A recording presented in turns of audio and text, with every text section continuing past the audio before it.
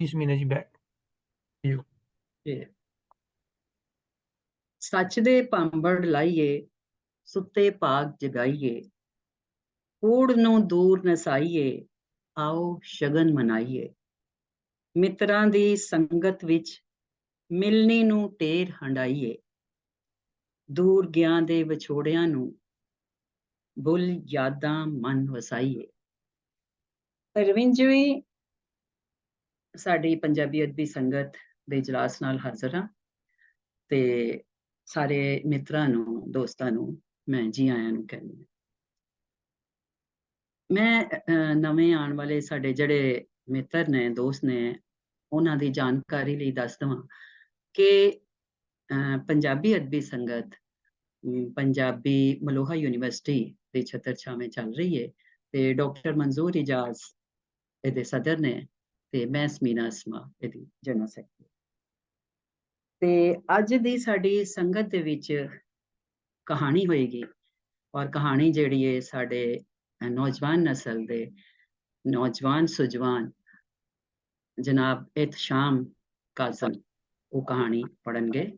ਤੇ ਇਤਸ਼ਾਮ ਜਿਹੜੇ ਨੇ, ਬੜੀ ਖੁਸ਼ੀ ਦੀ ਗੱਲ ਹੈ ਕਿ ਸਾਡੀ ਨਵੀਂ ਨਸਲ ਦੇ ਜਿਹੜੇ ਨੌਜਵਾਨ ਨੇ ਉਹ ਆਪਣੀ ਮਾਂ ਬੋਲੀ ਵੱਲ ਆ ਰਹੇ ਨੇ ਔਰ ਆਪਣੀ ਮਾਂ ਬੋਲੀ ਦਾ ਮਾਣ ਵਧਾ ਰਹੇ ਨੇ, ਆਪਣੀ ਲਿਖਤਾਂ ਦੇ ਰਾਹੀਂ ਆਪਣੇ ਪੰਜਾਬੀ ਨਾਲ ਮੁਹੱਬਤ, ਆਪਣੀ ਮਾਂ ਬੋਲੀ ਦੇ ਨਾਲ ਮੁਹੱਬਤ ਦੀ ਵਜ੍ਹਾ ਨਾਲ। ਤੇ ਇਤਸ਼ਾਮ ਜਿਹੜੇ ਨੇ ਇਹ ਸ਼ੇਖੂਪੁਰਾ ਦੇ ਨੇ ਔਰ ਅੱਜ ਕੱਲ੍ਹ ਲਾਹੌਰ ਰਹਿੰਦੇ ਨੇ।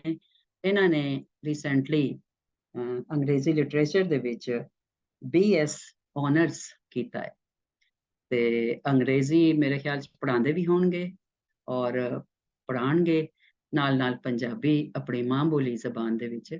ਇਹ ਅੱਛੇ ਲੇਖਕ ਨੇ, ਸ਼ਾਰਟ ਸਟੋਰੀ ਰਾਈਟਰ ਨੇ, ਕਹਾਣੀਆਂ ਲਿਖਦੇ ਨੇ ਔਰ ਇਹਦੇ ਨਾਲ ਨਾਲ ਇਹਨਾਂ ਦੇ ਹੋਰ ਸ਼ੌਕ ਵੀ ਨੇ, ਟਰੈਵਲਰ ਨੇ, ਐਡੀਟਰ ਨੇ ਔਰ ਟਰਾਂਸਲੇਟਰ ਨੇ ਤੇ ਐਕਟਿਵਿਸਟ ਵੀ ਨੇ। ਤੇ ਹੁਣ ਇਹਨਾਂ ਦੀ ਅਸੀਂ ਕਹਾਣੀ ਸੁਣਾਂਗੇ। ਇਤਸ਼ਾਮ ਜੀ, ਤੁਸੀਂ ਕਹਾਣੀ ਜਦੋਂ ਸੁਣਾਓਗੇ ਤੇ ਤਾਂ ਸਭ ਦੋਸਤ ਜਿਹੜੇ ਨੇ ਉਹ ਆਪਣੇ ਆਪ ਨੂੰ ਮਿਊਟ ਕਰ ਲੈਣਗੇ ਔਰ ਕਹਾਣੀ ਤੋਂ ਬਾਅਦ ਤੁਸੀਂ ਫਿਰ ਖਾਮੋਸ਼ ਹੋ ਜਾਣਾ ਹੈ ਔਰ ਬਾਕੀ ਜਿਹੜੇ ਸਾਡੇ ਦੋਸਤ ਮਿੱਤਰ ਨੇ ਉਹ ਉਹਦੇ ਤੇ ਗੱਲਬਾਤ ਕਰਨਗੇ। ਫਿਰ ਐਂਡ ਦੇ ਵਿੱਚ ਅਗਰ ਕੋਈ ਸਵਾਲ ਹੋਇਆ ਤਾਂ ਉਹਦਾ ਤੁਸੀਂ ਜਵਾਬ ਦੇ ਸਕੋਗੇ। ਜੀ ਇਤਸ਼ਾਮ ਜੀ।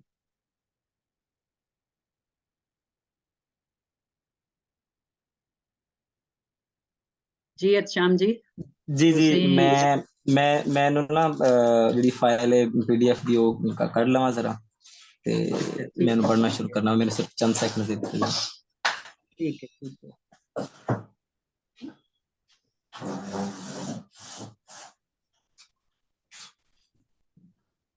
ਅਸੀਂ ਕੋਸ਼ਿਸ਼ ਕਰਨਾ ਹੈ ਕਿ ਅਸੀਂ ਨਵੇਂ ਲਿਖਣ ਵਾਲਿਆਂ ਨੂੰ ਮੌਕਾ ਦਈਏ ਤਾਂ ਕਿ ਉਹ ਬਹੁਤ ਕੁਝ ਜਿਹੜਾ ਹੈ ਉਹ ਸਿੱਖ ਕੇ ਮਜ਼ੀਦ ਆਪਣੇ ਆਪ 'ਚ ਨਿਖਾਰ ਵੀ ਪੈਦਾ ਕਰ ਸਕਦੇ ਨੇ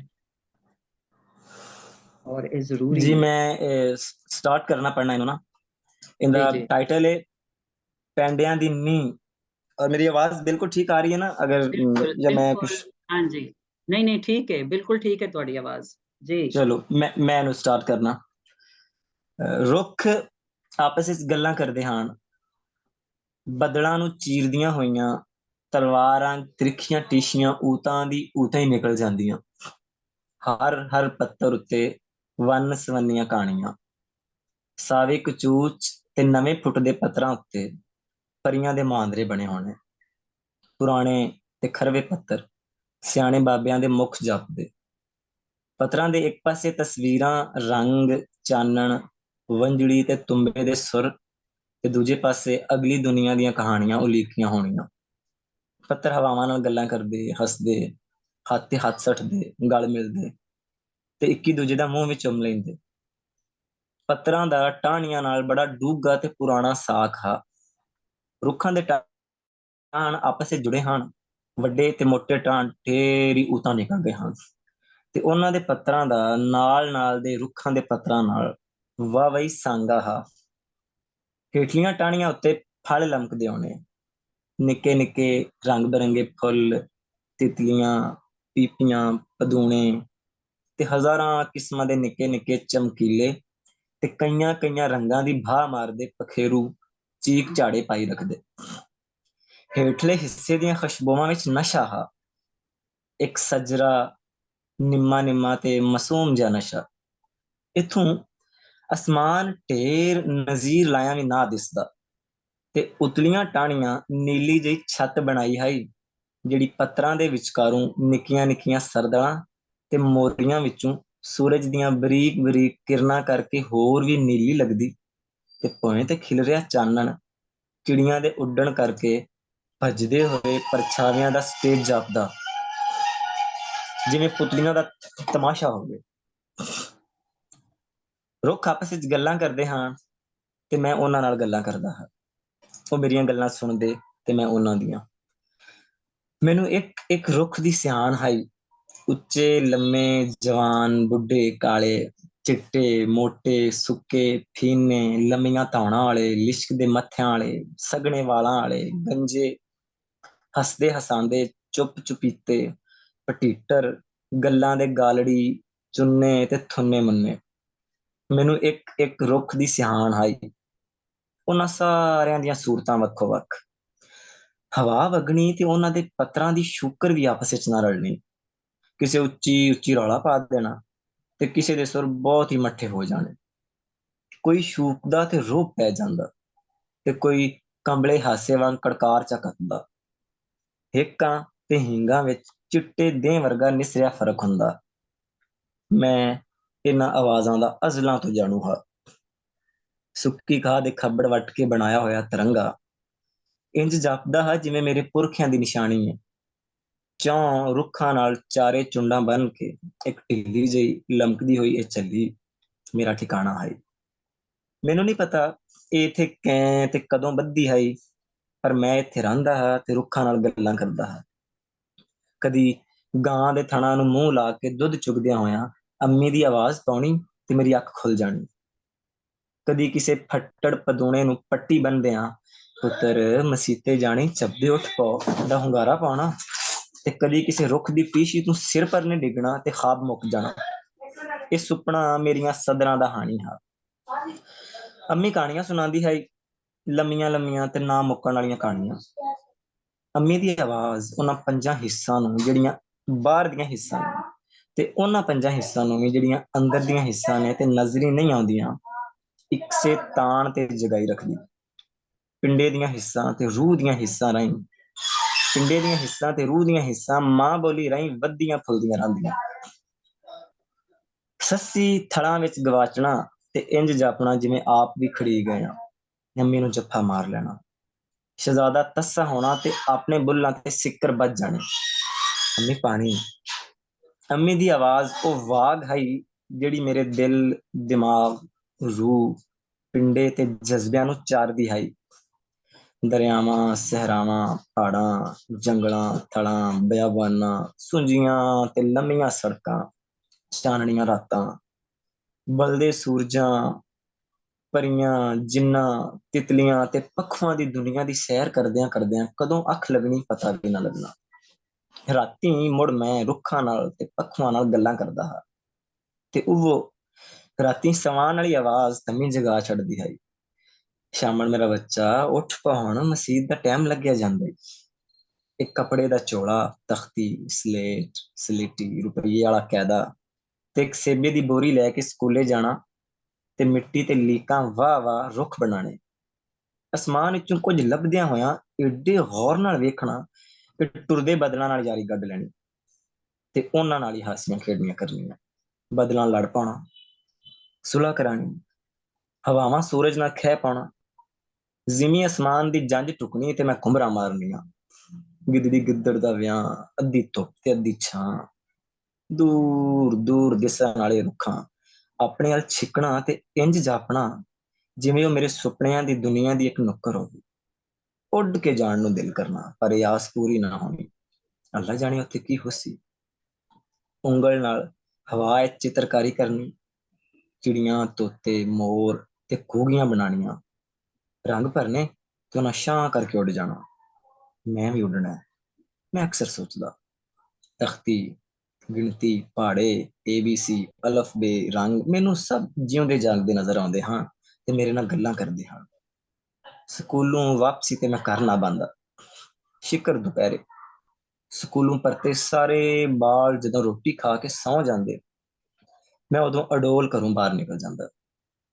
ਪਿੰਡ ਦੀਆਂ ਨੀਵੀਆਂ ਛੱਤਾਂ ਵਾਲੇ ਮਕਾਨ ਅੱਗ ਵਾਂਦੇ ਸੂਰਜ ਹੇਠ ਭਖਦੇ, ਗਲੀਆਂ ਸੁੰਜੀਆਂ ਹੁੰਦੀਆਂ ਤੇ ਨਿੱਕਾ ਜਿਹਾ ਮਿਰਜ਼ਾ ਯਾਰ ਕੱਦਾਂ ਦੇ ਨਾਲ ਰਗੜੀ ਰਗੜੀ ਟੁਰਦਾ ਵੀ ਨੀਵੀਆਂ ਕੱਦਾਂ ਇੰਨੀ ਕੁ ਛਾਂ ਦਿੰਦੀਆਂ ਹਨ ਜਿੱਥੇ ਇੱਕ 10 ਸਾਲ ਦਾ ਬਾਲ ਸੜਦੀ ਚਮੜੀ ਕੱਦ ਦੇ ਪਰਛਾਵੇਂ ਨਾਲ ਲੱਗ ਕੇ ਬਚਾ ਸਕਦਾ ਹੈ। ਆਲਣਿਆਂ ਵਿੱਚੋਂ ਬੋਟ ਕੱਢਣੇ, ਟਟੀਰਾਂ ਦੇ ਆਂਡੇ ਖੋਤਿਆਂ ਦੇ ਕੰਨਾਂ ਵਿੱਚ ਭਰਨ ਛੱਡਣੇ, ਕਮਾਦ ਤੇ ਕਮਾਦ ਜਵਾਰਾਂ ਤੱਕ ਚੂਪ ਛੱਡਣੀਆਂ, ਅੰਬ, ਜਾਮਨੂੰ, ਬੇਰ, ਫੁੱਟਾਂ, ਖਖੜੀਆਂ, ਚਿੱਬੜ, ਤਿਲ, ਮਕਈ, ਮੂਲੀਆਂ, ਗੱਜ, ਕੋਈ ਵੀ ਖਾਣ ਵਾਲੀ ਸ਼ੈ ਮੇਰੇ ਸ਼ਰ ਤੋਂ ਨਾ ਬਚ ਸਕੀ। ਅੰਮੀ ਬੜਾ ਤੰਗ ਆਈ।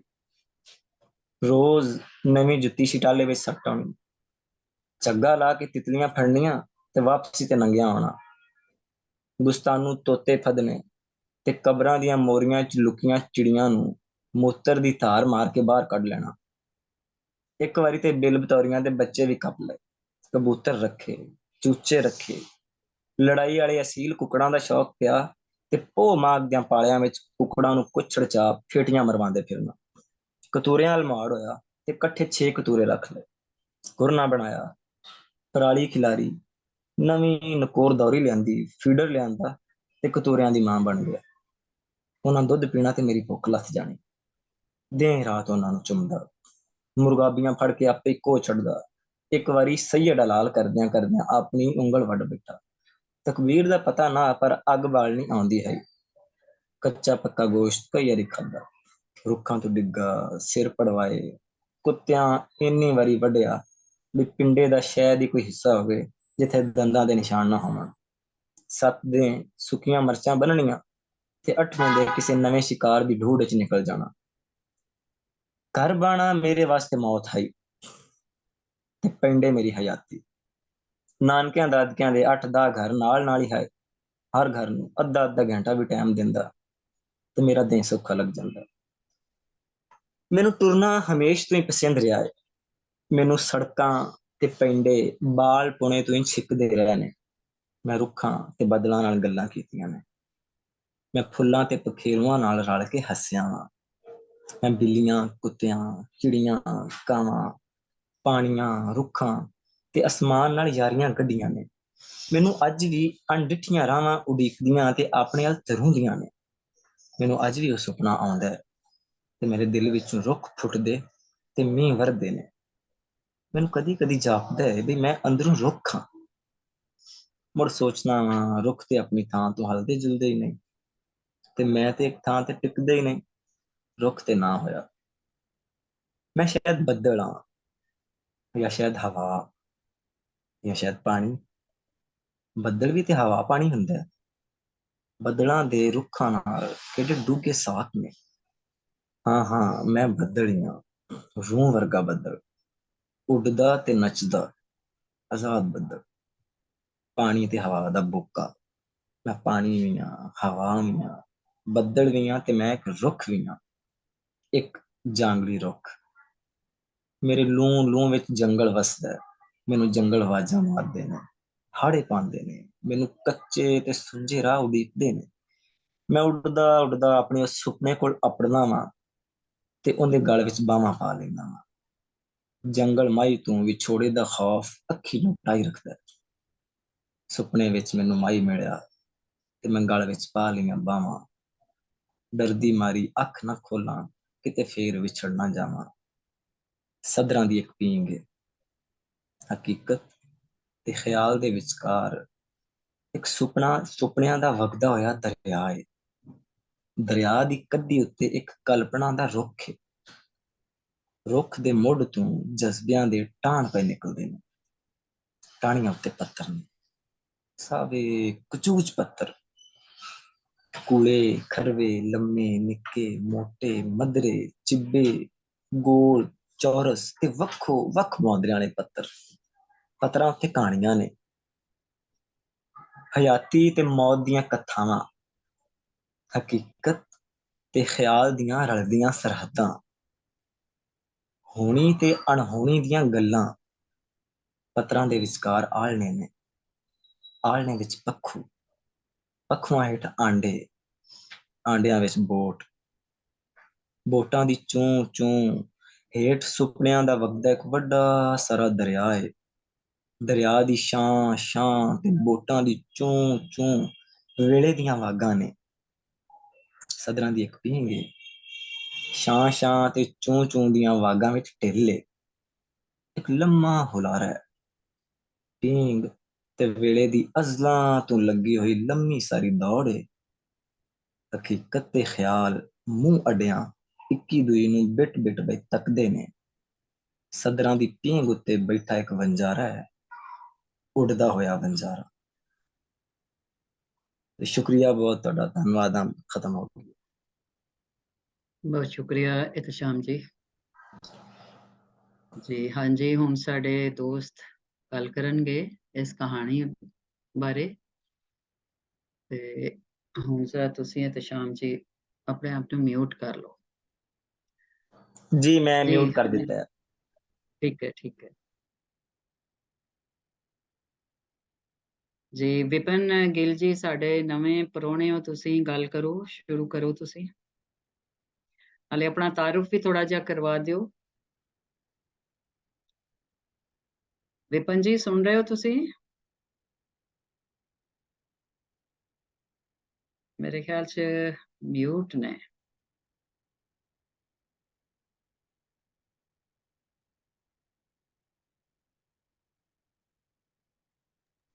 ਜੀ ਹਾਂਜੀ, ਕੋਈ ਦੋਸਤ ਸਾਡੇ। ਜੀ ਜੀ ਹਾਂਜੀ ਵਿਪਨ ਜੀ, ਤੁਸੀਂ ਆਪਣਾ ਜ਼ਰਾ ਹਾਂਜੀ, ਤਾਰੁਫ ਥੋੜਾ ਸਤਿ ਸ਼੍ਰੀ ਤੇ ਅਕਾਲ ਗੱਲ। ਸਾਰਿਆਂ ਨੂੰ। ਸਤਿ ਸ੍ਰੀ ਅਕਾਲ। ਮੈਂ ਵਿਪਨ ਗਿੱਲ, ਮੈਂ ਅੰਮ੍ਰਿਤਸਰ ਵਿੱਚ ਰਹਿੰਦੀ ਹਾਂ, ਕਹਾਣੀ ਲਿਖਦੀ ਮੈਂ ਪੰਜਾਬੀ ਵਿੱਚ। ਮੇਰੀ ਇੱਕ ਕਹਾਣੀਆਂ ਦੀ ਕਿਤਾਬ ਅਣਕਹੀ ਪੀੜ ਪਿਛਲੇ ਸਾਲ ਛਪੀ ਸੀ।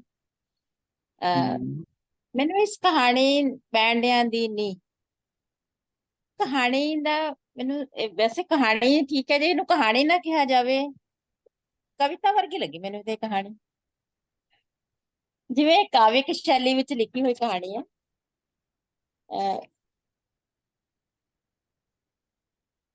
ਜਿਵੇਂ ਇਹਦਾ ਕੁਦਰਤ ਦਾ ਮਾਨਵੀਕਰਨ ਕੀਤਾ ਹੋਇਆ ਇਸ ਕਹਾਣੀ ਦੇ ਵਿੱਚ, ਜਿਵੇਂ ਰੁੱਖਾਂ ਨਾਲ ਨੇੜਤਾ, ਪ੍ਰਕਿਰਤੀ ਨਾਲ ਨੇੜਤਾ ਦਿਖਾਈ ਹੋਈ ਆ। ਜਿਵੇਂ ਜਿਹੜਾ ਲੇਖ ਜੋ ਮੈਂ ਪਾਤਰ ਹੈ ਉਹ ਕੁਦਰਤ ਦੇ ਜ਼ਿਆਦਾ ਨੇੜੇ ਹੈ। ਮਤਲਬ ਮੈਨੂੰ ਨਾ ਕਹਾਣੀ ਨਹੀਂ ਲੱਗੀ, ਪਤਾ ਨਹੀਂ ਕਿਉਂ।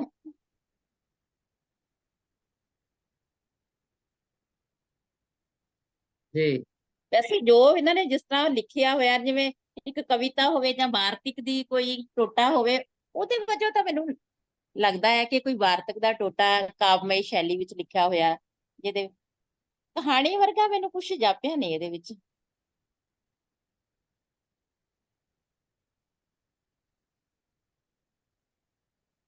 ਜੀ ਠੀਕ ਹੈ ਵਿਪਨ ਜੀ। ਹਾਂਜੀ ਤੁਹਾਡੇ ਖਿਆਲਾਤ ਜਿਹੜੇ ਨੇ ਤੁਹਾਡੇ ਸਿਰ ਅੱਖਾਂ ਤੇ, ਸਿਰ ਮੱਥੇ ਤੇ। ਜੀ ਹੋਰ ਕੋਈ ਦੋਸਤ ਸਾਡੇ ਗੱਲ ਕਰਨ? ਜੀ ਮੈਂ ਕੁਛ ਥੋੜੀ ਜੀ ਗੱਲ ਕਰਨਾ ਚਾਹਾਂਗੀ। ਜੀ ਜੀ ਤਲਤ ਜੀ ਜ਼ਰੂਰ। ਹਾਂਜੀ, ਜਿਸ ਤਰ੍ਹਾਂ ਵਿਪਨ ਜੀ ਨੇ ਕਿਹਾ ਕਿ ਇਹ ਜਿਹੜੀ ਕਹਾਣੀ ਉਹਨਾਂ ਨੂੰ ਕਹਾਣੀ ਨਹੀਂ ਲੱਗੀ ਬਲਕਿ ਇੱਕ ਕਵਿਤਾ ਲੱਗੀ ਹੈ, ਲੇਕਿਨ ਮੇਰੇ ਖਿਆਲ ਦੇ ਵਿੱਚ ਇਹ ਇੱਕ non fictional prose short story ਹੈ। ਜਿਸ ਤਰ੍ਹਾਂ ਪਿਛਲੀ ਦਫਾ ਅਸੀਂ ਪਿਛਲੀ ਐਪੀਸੋਡ ਜਿਹੜਾ ਸੰਗਤ ਦਾ ਹੋਇਆ ਸੀ, ਉਹਦੇ ਵਿੱਚ ਅਸੀਂ ਫਲੈਸ਼ ਫਿਕਸ਼ਨ ਨੂੰ ਅਸੀਂ ਡਿਸਕਸ ਕੀਤਾ ਸੀ। ਇਸੇ ਤਰ੍ਹਾਂ ਇਹ ਇੱਕ non fictional prose short story ਹੈ, ਜਿਹੜੀ ਇੱਕ ਨਰੇਸ਼ਨ ਹੈ, ਨੈਰੇਟਿਵ ਹੈ, ਔਰ ਇਹਦੇ ਵਿੱਚ ਜਿਹੜਾ ਕਹਾਣੀਕਾਰ ਹੈ ਉਹ ਜੋ ਕੁਝ ਸੋਚਦਾ ਹੈ, ਜੋ ਕੁਝ ਵੇਖਦਾ ਹੈ, ਜੋ ਕੁਝ ਮਹਿਸੂਸ ਕਰਦਾ ਹੈ, ਉਹ ਲਿਖ ਦਿੰਦਾ ਹੈ। ਕਾਜ਼ਮ ਜੀ ਦੀ ਇਹ ਕਹਾਣੀ ਵੀ ਇਸੇ ਤਰ੍ਹਾਂ ਦੀ ਹੈ, ਤੇ ਇਹ ਇੱਕ ਇਲਸਟ੍ਰੇਸ਼ਨ ਹੈ, ਉਹਨਾਂ ਦੇ ਰਿਫਲੈਕਸ਼ਨ ਆਫ ਥਾਟਸ ਨੇ, ਜਾਂ ਉਹਨਾਂ ਦੀਆਂ ਸਦਰਾਂ ਤੇ ਸੁਪਨਿਆਂ ਦੀ ਪੀਂਘ ਹੈ। ਪਰ ਨਾਲੋਂ ਨਾਲ ਹੀ ਉਹ ਹਕੀਕਤ ਵਿੱਚ ਵੀ ਸਰਵਾਈਵ ਕਰ ਰਹੇ ਨੇ, ਉਹ ਹਯਾਤੀ ਨੂੰ ਡਿਸਕਵਰ ਕਰ ਰਹੇ ਨੇ, ਵਣਜਾਰੇ ਵਾਂਗ ਥਾਂ ਥਾਂ ਤੇ ਫਿਰ ਕੇ ਜ਼ਿੰਦਗੀ ਦੀ ਦੌੜ 'ਚ ਸ਼ਾਮਲ ਨੇ। ਤੇ ਇਹ ਉਹੀ ਬੰਜਾਰਾ ਹੈ ਜਿਹੜਾ ਸਾਡੇ ਸਾਰਿਆਂ ਦੇ ਅੰਦਰ ਹੁੰਦਾ ਹੈ। ਅਸੀਂ ਆਪਣੀ ਜ਼ਿੰਦਗੀ ਨੂੰ ਡਿਸਕਵਰ ਕਰਨ ਲਈ, ਜਾਂ ਤੁਸੀਂ ਕਹਿ ਸਕਦੇ ਹੋ ਕਿ ਹਯਾਤੀ ਦੀ ਖੋਜ ਲਈ ਅਸੀਂ ਥਾਂ ਥਾਂ ਤੇ ਫਿਰਨੇ ਵਣਜਾਰਿਆਂ ਵਾਂਗਰ ਆਪਣੀ ਸੈਟਿਸਫੈਕਸ਼ਨ ਲਈ। ਤੇ ਇਸ ਵਣਜਾਰੇ ਦਾ ਨੇਚਰ ਨਾਲ ਬੜਾ ਡੂੰਘਾ ਤਾਲੁਕ ਉਹਨਾਂ ਨੇ ਦੱਸਿਆ ਹੈ, ਜ਼ਾਹਰ ਹੈ ਉਹਨਾਂ ਦੇ ਸੁਪਨਾ ਵੀ ਹੈ, ਉਹਨਾਂ ਨੇ ਰਿਐਲਿਟੀ ਵੀ ਦੱਸੀ ਹੈ।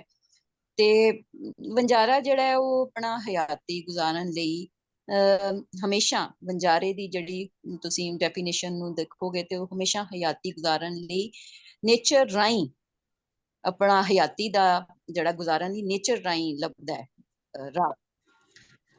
ਤੇ ਇਹ ਉਹੀ ਪਿੰਡਾ ਇਹਨਾਂ ਨੇ ਦੱਸਿਆ ਹੈ ਕਿ ਇੱਕ ਲੰਬਾ ਪਿੰਡ ਹੈ ਜਿਹੜਾ ਹਯਾਤੀ ਨੂੰ ਖੋਜਣ ਲਈ ਇੱਕ ਵਣਜਾਰਾ ਜਿਹੜਾ ਹੈ, ਇੱਕ ਇਨਸਾਨ ਜਿਹੜਾ ਹੈ ਵਣਜਾਰਾ ਹੈ, ਬੰਦਾ ਵਣਜਾਰਾ ਹੈ ਔਰ ਉਹ ਲੱਭ ਰਿਹਾ।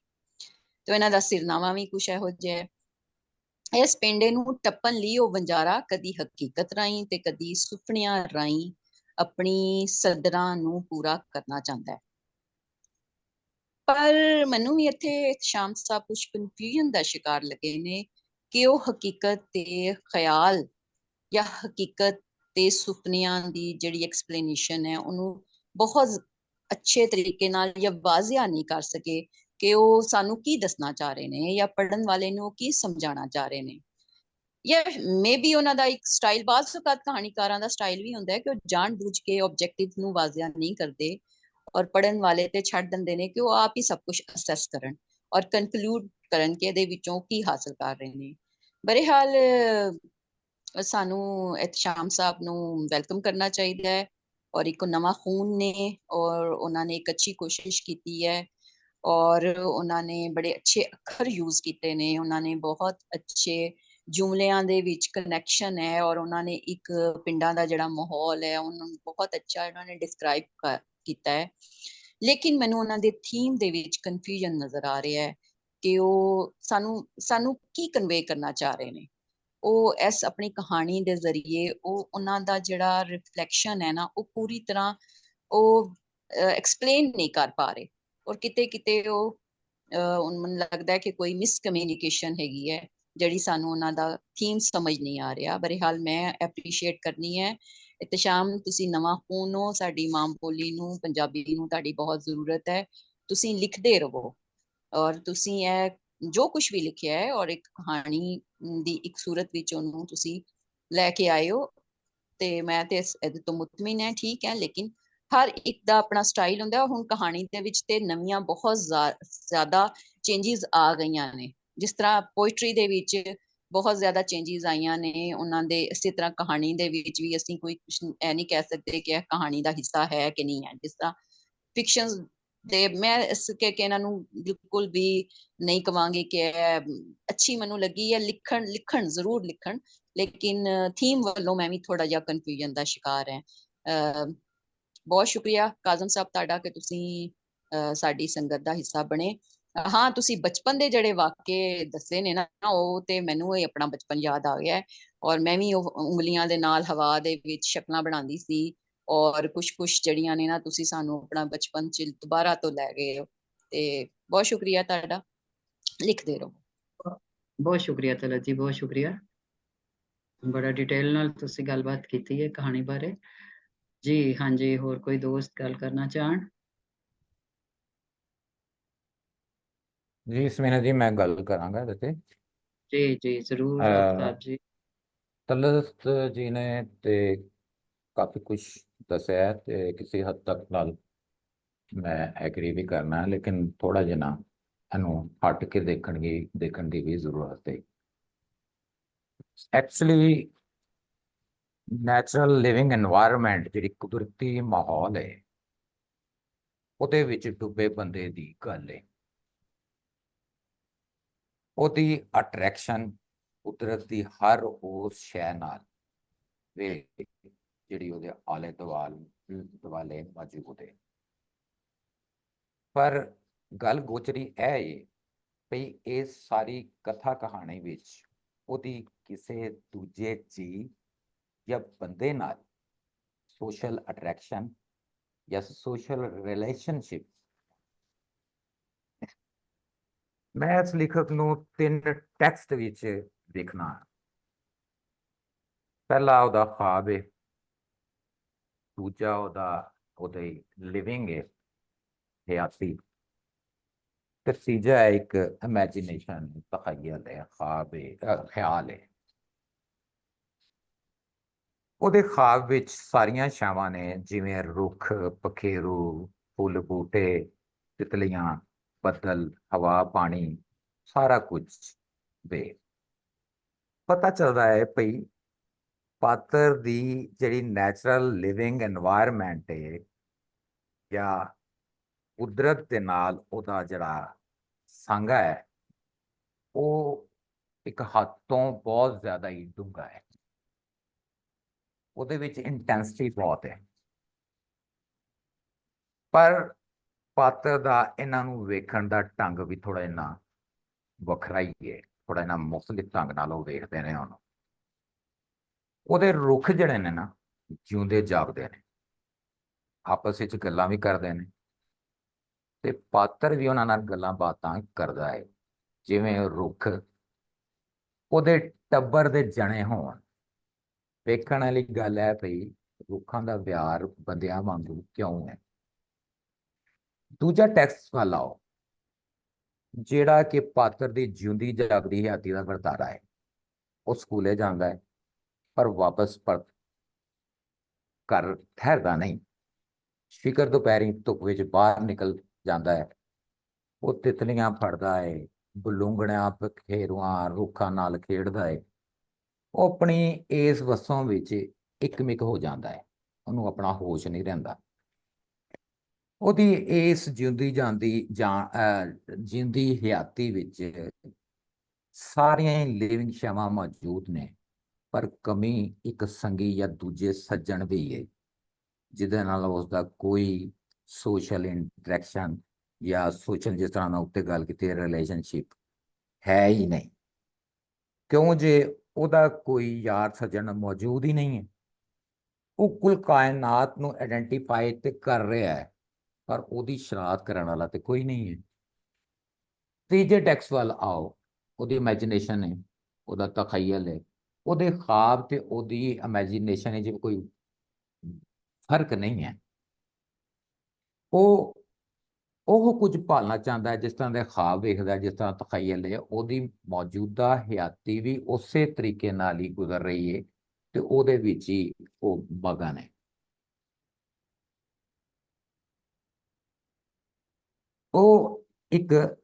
ਉਹਦਾ ਇੱਕ ਫਰਨੈਟਿਕ ਕਿਸਮ ਦਾ ਤਲਕ ਜਿਹੜਾ ਹੈ ਨੇਚਰ ਦੇ ਨਾਲ, ਔਰ ਉਹਦੇ ਦਰਮਿਆਨ ਕੁਝ ਫੀਅਰ ਵੀ ਪਾਏ ਜਾਂਦੇ ਨੇ। ਹਾਲਾਂਕਿ ਉਹਦੇ ਕੋਲ ਸਭ ਕੁਝ ਮੌਜੂਦ ਹੈ।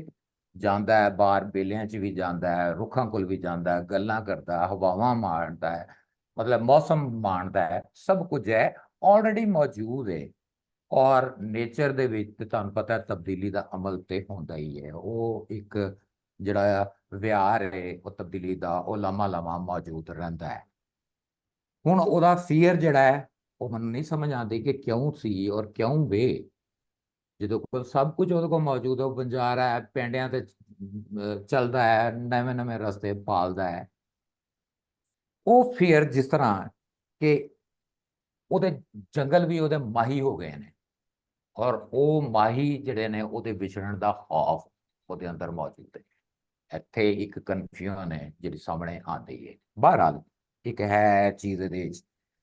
ਮੇਰੇ ਕਹਿਣ ਦਾ ਮਕਸਦ ਹੈ ਕਿ ਇਹ ਫੀਅਰ ਦੇ ਨਾਲ ਉਹ ਐਵੋਲੂਸ਼ਨ ਵੀ ਦਿਖਾਉਂਦਾ ਹੈ ਕਿ ਜਿਹੜਾ ਇੱਕ ਪਖੇਰੂ ਆਂਡੇ ਦਿੰਦੇ ਨੇ, ਬੱਚੇ ਪੈਦਾ ਹੁੰਦੇ ਨੇ, ਔਰ ਇੱਕ ਜ਼ਿੰਦਗੀ ਦਾ ਜਿਹੜਾ ਧਾਰਾ ਹੈ ਉਹ ਪ੍ਰੋਸੈਸ ਅੱਗੇ ਚੱਲਦਾ ਹੈ।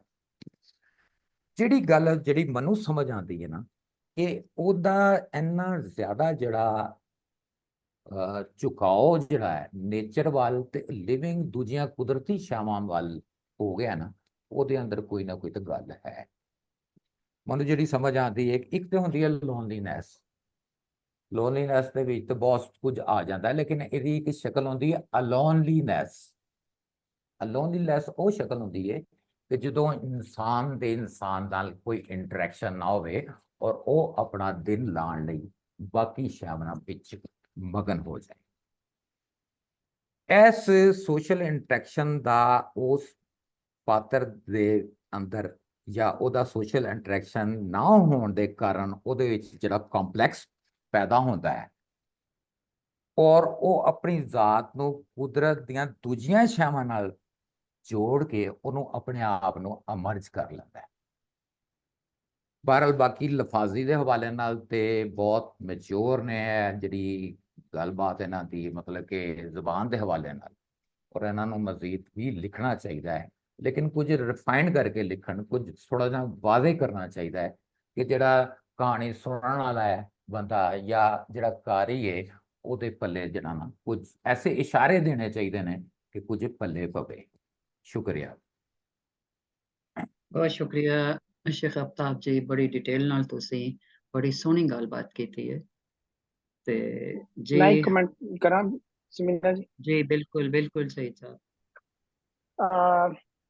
ਜਿਸ ਤਰ੍ਹਾਂ शेख अफ्ताब साहब ने कहा है कि एक लोनलीनेस है, एलियनेशन है, और जदी एक सोशल एनवायरनमेंट दे विच बंदे दी बंदे नाल जुड़त है वो बिल्कुल नजर नहीं आ रही थी। नंबर 1। नंबर 2, हीर पढ़दे सन पता लगा कि जदों रांझा जोगी होण जांदा है ते जोगी होण कहंदा है दुनिया छड्डनी पैनी है ते कल्ला होना पैना ते अपने आप नूं तोड़ना पैना है ना सोसाइटी कोलों।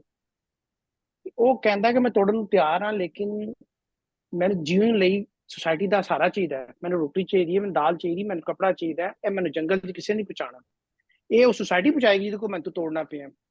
सो यह जो डिसकनैक्ट है between human beings is not the answer. तो ये मैनू अवतार साहब ने जिवें कहा, मैनू लगा कि जिवें ओहदा शायद ट्रस्ट डेफिसिट है ह्यूमन रिलेशनशिप दे विच, या ओहदे कोल कोई ऐसे एक्सपीरियंस होए ने जिहदे च ह्यूमन ट्रस्ट द लॉस हो गया था और ह्यूमैनिटी या ह्यूमन बीइंग्स दे नाल जिहड़ा सोशल मीनिंगफुल इंटरैक्शन है उहदे च ओहदा फेथ खत्म हो गया। ते I think that's what I can conclude from his reflection on thoughts and swinging between reality and imagination and dreams. That's all I have to say. Thank you. लेकिन बहुत सॉरी मैं शुक्रिया, बहुत इंटरप्ट करांगी ਸਮੀਨਾ ਜੀ, हम्म ਲੇਕਿਨ ਮੈਂ ਸੌਰੀ ਥੋੜਾ ਜਿਹਾ ਮੈਂ ਇਹਦੇ ਚ ਵਾਧਾ ਕਰਾਂਗੀ ਕਿ ਲੇਕਿਨ ਉਹ ਤੇ हम्म ਕਹਿੰਦਾ ਹੈ ਕਿ ਲੋਨਲੀਨੈਸ ਠੀਕ ਹੈ, ਇੱਕ ਅੰਦਰ ਦੀ ਲੋਨਲੀ, ਲੇਕਿਨ ਉਹ ਰੁੱਖਾਂ ਨੂੰ ਔਰ ਨੇਚਰ ਨੂੰ ਔਰ ਰੁੱਖਾਂ ਨੂੰ ਤੇ ਉਹ ਆਪਣਾ ਫਰੈਂਡ ਡਿਸਕ੍ਰਾਈਬ ਕਰ ਰਿਹਾ ਹੈ ਔਰ ਉਹਨਾਂ ਨਾਲ ਉਹ ਕਹਿ ਰਿਹਾ ਕਿ ਮੈਂ ਸ਼ਾਇਦ ਰੁੱਖ ਹੈ ਜਾਂ ਸ਼ਾਇਦ ਮੈਂ ਇੱਕ ਬੱਦਲ ਹੈ, ਯਾਨੀ ਕਿ ਉਹ ਇੰਨਾ ਉਹਦੇ ਨਾਲ ਉਹਦਾ ਡੂੰਘਾ ਰਿਲੇਸ਼ਨਸ਼ਿਪ ਹੈ ਕਿ ਉਹ ਆਪਣੇ ਆਪ ਨੂੰ ਉਹਨਾਂ ਵਿੱਚ ਹੀ ਉਹਨੂੰ ਉਤਾਰ ਲਿਆ, ਉਹਨਾਂ ਨੂੰ ਅਡਾਪਟ ਕਰ ਲਿਆ ਕਿ ਮੈਂ ਸ਼ਾਇਦ ਬੱਦਲ ਵਾਂਗ ਵਾਂਡਰਿੰਗ ਕਰ ਰਹੇ ਹਾਂ ਜਾਂ ਮੈਂ ਰੁੱਖ, ਮੈਂ ਮਤਲਬ ਕਿ ਲੋਨਲੀਨੈਸ ਤੇ ਹੈ ਹੋ ਮੈਂ ਠੀਕ ਹੈ ਵੈ ਉਹਦੀ, ਲੇਕਿਨ ਐਵੇਂ ਕਿ ਨੇਚਰ ਦੇ ਨਾਲ ਤੇ ਉਹ ਬਹੁਤ ਜ਼ਿਆਦਾ ਉਹਦੀ ਐਸੋਸੀਏਸ਼ਨ ਹੈ, ਨੇਚਰ ਨਾਲ ਇੰਨੀ satisfy ਐਸੋਸੀਏਸ਼ਨ ਹੈ ਤੇ ਉਹ ਫਿਰ ਲੋਨਲੀਨੈਸ ਦਾ ਤੇ ਮੇਰਾ ਖਿਆਲ ਹੈ ਕਿ ਉਹ ਕਿਸ ਤਰ੍ਹਾਂ ਹੋਏ। ਤਲਤ ਜੀ ਮੈਂ ਕਤਾ ਕਲਾਮੇ ਮਾਫ, ਜੀ ਮੈਂ ਜੀ ਲੋਨਲੀਨੈਸ ਦੀ ਗੱਲ ਨਹੀਂ ਕੀਤੀ, ਮੈਂ ਅਲੋਨਲੀਨੈਸ ਦੀ ਗੱਲ ਕੀਤੀ ਹੈ। ਲੋਨਲੀਨੈਸ ਜੀ ਜੀ ਅਲੋਨਲੀਨੈਸ ਵਿੱਚ ਫਰਕ ਹੈ। जी जी ठीक ठीक है जी जी। हाँ जी, कोई और दोस्त गल हाँ जी, करना चाहें? मैं थोड़ी जी जी गल अमर करा जी। जी जी जरूर। बड़ी इंटरेस्टिंग एक्चुअली कहानी कह लो ਜਾਂ ਜੋ ਵੀ ਇਸ ਕਹੀ ਹੈ, ਬਹੁਤ ਇੰਟਰਸਟਿੰਗ ਹੈ। ਇਹਨਾਂ ਦਾ ਖੁਦ ਐਕਚੁਅਲੀ ਪੜਨ ਦਾ ਅੰਦਾਜ਼ ਬੜਾ ਵਧੀਆ ਮੈਨੂੰ ਤਾਂ ਲੱਗਾ। ਇਮੇਜਰੀ ਜਿਹੜੀ ਵਿੱਚ ਦਿਖਾਈ ਹੈ ਪੇੜਾਂ ਦੀ ਤੇ ਛਾਵਾਂ ਦੀ ਤੇ ਉਹਦੀਆਂ ਬਾਰੀਕੀਆਂ ਜਿਹੜੀਆਂ ਸਾਨੂੰ ਮਤਲਬ ਟੱਚ ਕਰਦੀਆਂ ਨੇ ਕਾਫੀ, ਔਰ ਜਿਸ ਨੂੰ ਸਟੋਰੀ ਨੂੰ ਮੈਂ ਦੇਖਿਆ ਕਿ ਇਹ ਜਿਹੜੀ ਨੇਚਰ ਹੈ ਇਹਦਾ ਸਾਰਾ ਆਲਾ ਦੁਆਲੇ ਸਾਡੇ ਖਲਾਰਾ ਪਿਆ ਆ, ਇਸ ਨੂੰ ਇਹ ਹਕੀਕਤ ਕਹਿੰਦੇ ਨੇ। ਦੂਸਰੇ ਪਾਸੇ ਇੱਕ ਇਨਸਾਨੀ ਸੋਚ ਹੈ, ਸੋਚ ਜਿਹੜੀ ਇਹਨਾਂ ਨੇ ਡਿਪਿਕਟ ਕੀਤੀ ਆ ਕੋਈ 10 ਸਾਲ ਦੇ ਬੱਚੇ ਦੇ ਥਰੂ, ਕਿ ਜਿਹੜੇ ਬੱਚੇ ਦੇ ਵਿੱਚ ਇਮੈਜੀਨੇਸ਼ਨ ਹੈ, ਫੈਂਟਸੀ ਹੈ, ਔਨ ਟੌਪ ਆਫ ਦੈਟ ਕਿਊਰੀਓਸਿਟੀ ਬਹੁਤ ਜ਼ਿਆਦਾ, ਡ੍ਰੀਮਸ ਨੇ। ਉਹ 10 ਸਾਲ ਦੇ ਬੱਚੇ ਦੇ ਵਿੱਚ ਇਹ ਹਰ ਇਨਸਾਨ ਦੇ ਅੰਦਰ ਇਹੀ ਸੋਚ ਨੇ, ਖਿਆਲ ਨੇ। ਔਰ ਉਹਦੇ ਵਿੱਚੋਂ ਜਦੋਂ ਕਦੀ ਆਵਾਜ਼ ਆਉਂਦੀ ਆ ਅੰਮੀ ਦੀ ਕਿ ਮਸੀਤੇ ਜਾਣਾ ਜਾਂ ਸਕੂਲੇ ਜਾਣਾ, ਉਹ ਸਮਾਜ ਦੀ ਇੱਕ ਆਵਾਜ਼ ਹੈ ਕਿ ਜੇ ਤੁਸੀਂ ਨੇਚਰ ਦੇ ਵਿੱਚ ਵੀ ਰਹਿਣਾ ਦੇ ਨਾਲ ਸਮਾਜ ਦੀਆਂ ਵੀ ਇਹੋ ਰਸਮੋ ਰਿਵਾਜ਼ਾਂ ਜਾਂ ਜਿਹੜੀ ਚੀਜ਼ਾਂ ਹੈਗੀਆਂ ਉਹ ਵੀ ਨਾਲ ਲੈ ਕੇ ਚੱਲਣਾ ਪੈਣਾ।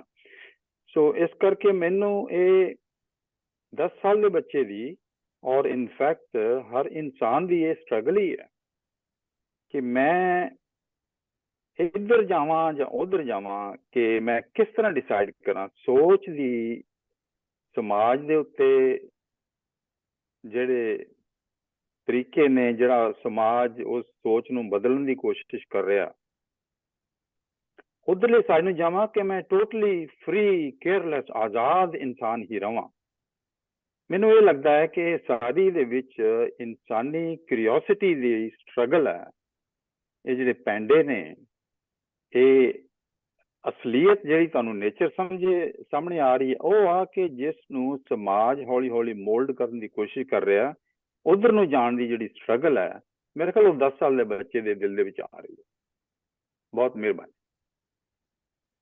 ਬਹੁਤ ਸ਼ੁਕਰੀਆ ਅਮਰ ਜੀ, ਬੜਾ ਸਹੀ ਪੁਆਇੰਟ ਤੁਸੀਂ ਪੁਆਇੰਟ ਆਊਟ ਕੀਤਾ ਹੈ ਜੀ। ਹੁਣ ਜ਼ੁਬੈਰ ਸਾਹਿਬ ਮੇਰੇ ਖਿਆਲ ਰਹਿ ਗਏ ਨੇ ਜੀ। ਜ਼ੁਬੈਰ ਜੀ। हाँ जी, अपने बहुत अच्छी गलबात हुई है अपने सारिया ने, विपिन जी ने और आफ्ताब ने, तलत ने, अमरजीत ने और सईद साहब ने बहुत अच्छिया गल्लां कीतियां ने। विपिन जी ने जिहड़ा कहा सी कि कहानी नहीं है, ਉਹਦੇ ਮੈਨੂੰ ਵੀ ਮੈਂ ਇਹਨੂੰ ਕਹਾਣੀ ਸਮਝ ਕੇ ਹੀ ਸੁਣ ਰਿਹਾ ਸਾਂ। ਮੈਂ ਸੁਣਦਾ ਰਿਹਾ ਮੈਂ ਕਿਹਾ ਅੱਛਾ ਜੀ ਇਹ ਡਿਸਕ੍ਰਿਪਸ਼ਨ ਜਿਹੜੀ ਉਹ ਕਰ ਰਿਹਾ ਨੇਚਰ ਦੀ ਹੁਣ ਖਤਮ ਹੁੰਦੀ ਹੈ, ਕੋਈ ਕਰੈਕਟਰ ਆਏਗਾ, ਕੋਈ ਉਹਦੇ ਵਿੱਚ ਅੱਗੇ ਕੋਈ ਵਾਕਿਆ ਆਏਗਾ, ਕੋਈ ਇਸ ਤਰ੍ਹਾਂ ਦੀ ਚੀਜ਼ ਆਏਗੀ, ਉਹ ਆਉਂਦੀ ਨਹੀਂ ਹੈ। ਮੁਸਲਸਲ ਇੱਕੋ ਹੀ ਜਿਹੜਾ ਬਿਆਨ ਹੈ ਨੇਚਰ ਦਾ ਉਹ ਚੱਲ ਰਿਹਾ। ਉਹ ਹੈ ਤੇ ਬੜਾ ਖੂਬਸੂਰਤ ਹੈ ਸਾਰਾ, ਉਹ ਲਿਖਿਆ ਵੀ ਉਹਨਾਂ ਨੇ ਬਹੁਤ ਹੈ, ਅਟੈਚਮੈਂਟ ਵੀ ਹੈ, ਲਫ਼ਾਜ਼ੀ ਵੀ ਹੈ ਉਹਦੇ ਵਿੱਚ, ਲੇਕਿਨ ਉਹ ਇੱਕ ਸਤ੍ਹਾ ਤੇ ਜਾ ਕੇ ਤੁਸੀਂ ਉਡੀਕਣ ਲੱਗ ਪੈਂਦੇ ਹੋ ਕਿ ਕੋਈ ਅੱਗੇ ਕੀ ਹੈ।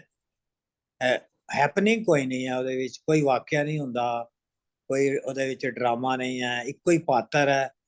ਔਰ ਇੱਕ ਕਿਸਮ ਦਾ ਆਫਤਾਬ ਸਾਹਿਬ ਨੇ ਤੇ ਉਹਦੀਆਂ 2-3 ਵੰਡਾਂ ਵੀ ਕੀਤੀਆਂ ਨੇ, ਇਮੈਜੀਨੇਸ਼ਨ ਹੈ ਔਰ ਆਬਜ਼ਰਵੇਸ਼ਨ ਹੈ। ਇੱਕ ਤਵੀਲ ਜਿਹੜਾ ਮੋਨੋਲੌਗ ਹੈ ਉਹ ਇੱਕ ਮੁਕਾਲਮਾ ਕਰ ਰਿਹਾ, ਨੇਚਰ ਦੇ ਨਾਲ ਜੁੜਿਆ ਹੈ। ਸਮਾਜ ਬੜਾ ਥੋੜਾ ਉਹਦੇ ਵਿੱਚ ਆਉਂਦਾ ਹੈ, ਵਾਲਦਾ ਦਾ ਜ਼ਿਕਰ ਆਉਂਦਾ ਹੈ, ਉਹ ਬੱਦਲ ਰੁੱਖ ਸਾਰੀਆਂ ਚੀਜ਼ਾਂ ਹੈ ਨੇ ਔਰ ਉਹਦੇ ਅੰਦਰ ਨੇ, ਠੀਕ ਹੈ। ਉਹ ਸਾਰਾ ਬੜਾ ਖੂਬਸੂਰਤ ਹੈ। ਵਿੱਚ ਇੱਕ ਦੋ ਜਗ੍ਹਾ ਜਾ ਕੇ ਕੁਝ ਇਸ਼ਾਰੇ ਮਿਲਦੇ ਨੇ ਕਿ ਇਹ ਰਸਤੇ ਮੈਨੂੰ ਬੁਲਾਉਂਦੇ ਨੇ, ਇਸ ਤਰ੍ਹਾਂ ਦਾ ਕੋਈ ਜ਼ਿਕਰ ਹੈ, ਕਈ ਜਗ੍ਹਾ ਆਇਆ। ਮੈਨੂੰ ਲੱਗਦਾ ਹੈ ਕਿ ਸ਼ਾਇਦ ਹੈ ਕੋਈ ਜਾਂ ਤੇ ਕੋਈ ਨਾਵਲ ਲਿਖ ਰਹੇ ਨੇ ਜਾਂ ਕੋਈ ਸਫ਼ਰਨਾਮਾ ਲਿਖ ਰਹੇ ਨੇ, ਉਹਦਾ ਪਹਿਲਾ ਚੈਪਟਰ ਹੈ, ਇਹਦਾ ਫਸਟ ਹੈਗਾ। ਲੇਕਿਨ ਮੇਰੀ ਜਿਹੜੀ ਹੈ ਇਹਨਾਂ ਨੂੰ ਮੱਤ ਤੇ ਇਹੀ ਹੈ ਕਿ ਇਹ ਬਹੁਤ ਜ਼ਿਆਦਾ ਲੰਬਾ ਹੋ ਗਿਆ, ਇਹਨੂੰ ਜਿਹੜਾ ਸ਼ਾਰਟ ਕਰਨ, ਜਿਹੜਾ ਕਾਰੀ ਹੈ ਜਾਂ ਪੜ੍ਹਨ ਵਾਲਾ ਇੱਕ ਸਤ੍ਹਾ ਤੇ ਜਾ ਕੇ ਉਹ ਬੋਰ ਹੋ ਜਾਂਦਾ ਹੈ। ਪੋਇਟਿਕ ਤੇ ਹੈ ਸਾਰਾ, ਲੇਕਿਨ ਉਹ ਰੈਪੀਟੇਸ਼ਨ ਉਹਦੇ ਚ ਰਿਪੀਟ ਵੀ ਹੋ ਰਿਹਾ ਸਾਰਾ ਚੀਜ਼ਾਂ ਜਿਹੜੀਆਂ ਨੇ। ਇਹ 2-3 ਸਫ਼ਿਆਂ ਤੋਂ ਜ਼ਿਆਦਾ ਨਹੀਂ ਹੋਣਾ ਚਾਹੀਦਾ। ਤੇ ਉਹਦੇ ਬਾਅਦ ਫਿਰ ਅਗਲੀ ਗੱਲ ਜਿਹੜੀ ਹੈ ਉਹ ਸ਼ੁਰੂ ਹੋਣੀ ਚਾਹੀਦੀ ਹੈ। ਲੇਕਿਨ ਇਹ ਠੀਕ ਹੈ, ਇਖਤਿਸ਼ਾਮ ਸਾਹਿਬ ਬੋਲੀ ਉਹਨਾਂ ਦੀ ਬਹੁਤ ਨਰੋਲ ਹੈ, ਇਹਦੇ ਵਿੱਚ ਕੋਈ ਸ਼ੱਕ ਨਹੀਂ, ਔਰ ਜ਼ਬਰਦਸਤ ਬੋਲੀ ਹੈ ਉਹਦੀ ਉਹਨਾਂ ਕੋਲ, ਜਿਹੜੀ ਅੱਜ ਕੱਲ੍ਹ ਦੇ ਸ਼ਹਿਰ ਦੇ ਮੁੰਡਿਆਂ ਕੋਲ ਤੇ ਬਿਲਕੁਲ ਨਹੀਂ ਹੈਗੀ। ਔਰ ਦੱਸਿਆ ਵੀ ਉਹਨਾਂ ਨੇ ਕਿ ਸਾਂਗਲਾ ਹਿੱਲ ਨਾਲ ਉਹਨਾਂ ਦਾ ਤਲਕ ਹੈ, ਥੋੜਾ ਜਿਹਾ ਉਹ ਇੰਟੀਰੀਅਰ ਆ ਜਾਂਦਾ, ਬਾਹਰ ਦਾ ਇਲਾਕਾ ਵੀ ਆ ਜਾਂਦਾ। ਤੇ ਗੱਲ ਜਿਹੜੀ ਹੈ ਉਹ ਮੈਨੂੰ ਇਹੀ ਲੱਗ ਰਿਹਾ ਕਿ ਜਿਹੜੀ ਗੱਲ ਉਹਨਾਂ ਨੇ ਕਰਨੀ ਕੀ ਹੈ, ਉਹ ਕਹਿਣਾ ਕੀ ਚਾਹੁੰਦੇ ਨੇ, ਅੱਗੇ ਕਿਸ ਤਰ੍ਹਾਂ ਨੂੰ ਕਹਾਣੀ ਨੂੰ ਡਿਵੈਲਪ ਕਰਨਾ। ਇਹਦੇ ਸਟੋਰੀ ਲਾਈਨ ਕੋਈ ਨਹੀਂ ਹੈ। ਸਾਰਾ ਜੋ ਉਹਨਾਂ ਨੇ ਪੜ੍ਹਿਆ, ਇਹਨੂੰ ਅਗਰ ਉਹ ਕਹਿਣ ਜੀ ਮੈਂ ਫਿਤਰਤ ਤੇ ਤਾਰੀਫ ਦੇ ਵਿੱਚ ਹੁਸਨ ਚ ਕੋਈ ਆਰਟੀਕਲ ਲਿਖਿਆ ਹੈ ਤੇ ਉਹ ਵੀ ਲੋਕੀ ਕਹਿਣਗੇ ਹਾਂ ਬਿਲਕੁਲ ਸਹੀ ਹੈ, ਬਹੁਤ ਅੱਛਾ ਆਰਟੀਕਲ ਹੈ। ਜਿਹੜੀ ਕਹਾਣੀ ਵਾਲੀ ਗੱਲ ਹੈ ਉਹਦੇ ਬਹੁਤ ਉਹਦਾ ਮੈਨੂੰ ਤੇ ਘਾਟਾ ਲੱਗਾ ਹੈ, ਕਿਉਂਕਿ ਜਿਸ ਤਰ੍ਹਾਂ ਦੀ ਮਰਜ਼ੀ ਕਹਾਣੀ ਹੋਵੇ, ਤੁਸੀਂ ਐਬਸਟਰੈਕਟ ਕਹਾਣੀ ਵੀ ਕਹਿ ਲਓ ਜਾਂ ਕਾਫਕਾ ਦੀਆਂ ਕਹਾਣੀਆਂ ਵਰਗੀ ਵੀ ਕਹਿ ਲਓ, ਉਹਦੇ 'ਚ ਵੀ ਵਾਕਿਆਤ ਹੁੰਦੇ ਨੇ, ਕੁਛ ਨਾ ਕੁਛ ਹੋ ਰਿਹਾ ਹੁੰਦਾ ਹੈ, ਦੂਜਾ ਪਾਤਰ ਹੈ ਹੀ ਨਹੀਂ ਇਹਦੇ ਵਿੱਚ, ਉਹ ਉਹਦਾ ਆਪਣਾ ਹੀ ਸੈਲਫ ਹੈਗਾ ਜਿਹੜਾ ਇੱਕ ਡਾਇਲੌਗ ਕਰ ਰਿਹਾ ਨੇਚਰ ਨਾਲ। ਲੇਕਿਨ ਇੱਕ ਹੈਗਾ ਕਿ ਹੈ ਥੋੜੀ ਜਿਹੀ ਬੇਚੈਨ ਰੂਹ ਹੈ, ਉਹ ਕਦੀ ਕਹਿੰਦਾ ਮੈਂ ਬੱਦਲ ਲਾਂ, ਕਦੀ ਕਹਿੰਦਾ ਮੈਂ ਇਸ ਤਰ੍ਹਾਂ ਵਾਂ। ਇੱਕ ਬੇਚੈਨੀ ਹੈ ਜਿਹੜੀ ਇਸ ਕਹਾਣੀ ਨੂੰ ਸਾਰਾ ਜਿਹੜਾ ਥੋੜਾ ਜਿਹਾ ਇੱਕ ਇਨਸਾਨੀ ਰੰਗ ਦਿੰਦੀ ਹੈ। ਅਦਰਵਾਈਜ਼ ਤੇ ਬਿਲਕੁਲ ਹੈ ਨੇਚਰ ਦਾ ਜਿਹੜਾ ਹੈ ਇੱਕ ਜਿਹੜਾ ਤੁਸੀਂ ਕਹਿਣਾ ਚਾਹੀਦਾ ਸਰਾਪਾ, ਉਹ ਬਣ ਕੇ ਰਹਿ ਜਾਣੀ ਸੀ। ਜੀ ਬਸ ਜ਼ੁਬੈਰ ਜੀ, ਬਹੁਤ ਸ਼ੁਕਰੀਆ ਜ਼ੁਬੈਰ ਜੀ। ਤੇ ਬਿਲਕੁਲ ਜ਼ੁਬੈਰ ਜੀ ਨੇ ਜੋ ਕਿਹਾ ਕਿ ਲੱਗਦਾ ਹੈ ਕਿ ਨਾਵਲ ਦਾ ਪਹਿਲਾ ਚੈਪਟਰ ਹੈ, ਤੇ ਇਤਸ਼ਾਮ ਜੀ ਤੁਸੀਂ ਨਾਵਲ ਦੀ ਤਿਆਰੀ ਕਰ ਲਓ, ਪਹਿਲਾ ਚੈਪਟਰ ਇਹਨੂੰ ਬਣਾ ਲਓ। ਤੇ ਬਹਰਾਲ ਹੋਰ ਕੋਈ ਦੋਸਤ ਅਗਰ ਗੱਲ ਕਰਨਾ ਚਾਹਣ ਤੇ ਮੇਰੇ ਖਿਆਲ ਸਭ ਵੀ ਤਕਰੀਬਨ ਹੋ ਗਏ ਨੇ, ਤੇ ਮੇਰੇ ਖਿਆਲ ਇਤਸ਼ਾਮ ਸਾਹਿਬ ਦੀ ਥੋੜੀ ਜਿਹੀ ਗੱਲ ਕਰਵਾ ਲੈਣੇ ਮੈਂ, ਕਿਉਂਕਿ ਜੀ ਅਜੇ ਸਾਡੇ ਯਸਮੀਨਾ ਕੋਲ ਜੀ, ਮੈਂ ਇੱਕ ਸਵਾਲ ਹੈ। ਇਹਨਾਂ ਦੀ ਮੈਂ ਕੁਝ ਕਹਿਣਾ ਚਾਹੁੰਦੀ ਹਾਂ। ਹਾਂਜੀ ਹਾਂਜੀ ਵਿਪਨ ਜੀ। ਜੀ ਹਾਂਜੀ, ਮੈਂ ਇਹਨਾਂ ਨੂੰ ਇਤਸ਼ਾਮ ਹੁਣਾਂ ਨੂੰ ਕਹਿਣਾ ਚਾਹੁੰਦੀ ਹਾਂ ਕਿ ਇਹਨਾਂ ਦੀ ਜਿਹੜਾ ਲਿਖਣ ਦਾ ਸ਼ੈਲੀ ਬਹੁਤ ਵਧੀਆ ਹੈ, ਕਿ ਜਿਵੇਂ ਜੋ ਵਾਰਤਕ ਦੇ ਤੌਰ ਤੇ ਬਹੁਤ ਸੋਹਣਾ ਲਿਖਿਆ ਹੋਇਆ, ਬਟ ਜਿਹੜੀ ਕਹਾਣੀ ਹੈ ਨਾ ਯਥਾਰਥ ਤੇ ਖੜੀ ਹੁੰਦੀ ਹੈ।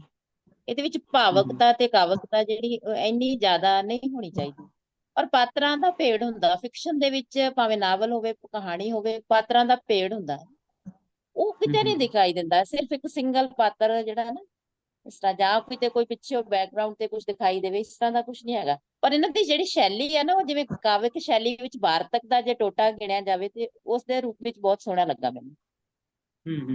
ਕਹਾਣੀ ਕਹਾਣੀ ਤੇ ਹੈ ਨਹੀਂ ਨਾ ਹੈਗੀ। ਹਾਂਜੀ ਜੀ ਯਸਮੀਨਾ ਜੀ, ਮੈਂ ਇੱਕ ਜੀ ਸਵਾਲ ਜੀ ਕਰਨਾ ਹਾਂਜੀ ਚਾਹਨੀ ਹਾਂ ਇਤਸ਼ਾਮ ਸਾਹਿਬ ਹਾਂਜੀ ਕੋਲੋਂ। ਇਹਨਾਂ ਨੇ ਜੀ ਇਹਦਾ ਜਿਹੜਾ ਸਿਰਨਾਮਾ ਹੈ ਪੈਂਡਿਆਂ ਦੀ ਨੀਂਹ, ਉਹ ਅਗਰ ਉਹ ਐਕਸਪਲੇਨ ਕਰਨਾ ਚਾਹਣ ਕਿ ਉਸ ਸਿਰਨਾਮਾ ਜਿਹੜਾ ਉਹਨਾਂ ਨੇ ਕਿਉਂ ਲਿਆ, ਔਰ ਇਹ ਕਿਉਂ ਪੈਂਡੇ ਰੱਖਿਆ? ਤੇ ਸਾਨੂੰ ਸਮਝ ਪੈਂਡਿਆਂ ਦੀ ਨੀਂਹ ਤੋਂ ਮੁਰਾਦ ਉਹਨਾਂ ਦੀ ਕੀ ਹੈ? ਇੱਥੇ ਨੀਂਹ ਦਾ ਜਿਹੜਾ ਕਨਸੈਪਟ ਹੈ ਉਹ ਕੀ ਉਹ ਲੈ ਕੇ ਆ ਰਹੇ ਨੇ, ਥੋੜੀ ਜਿਹੀ ਅਗਰ ਠੀਕ ਹੈ ਐਕਸਪਲੇਨ ਕਰਨਾ।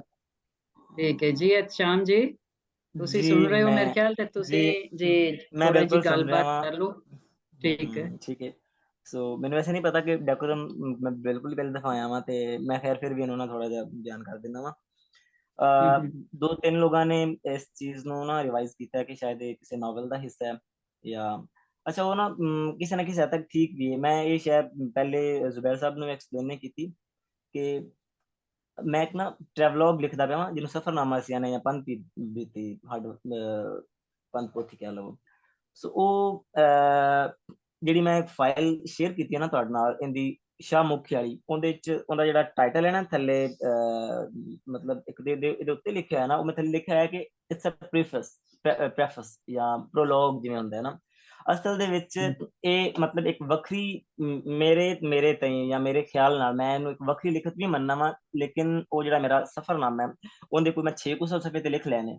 ਇਹ ਉਹਦਾ ਪ੍ਰੋਲੋਗ ਹੈ, ਇਹ ਉਹਦਾ ਦਿਬਾਚਾ, ਉਹਦਾ ਪੇਸ਼ ਲਫ਼ਜ਼, ਉਹਦਾ ਮੁਕੱਦਮਾ ਤੁਸੀਂ ਆਖ ਲਵੋ ਨਾ। ਤੇ ਲੇਕਿਨ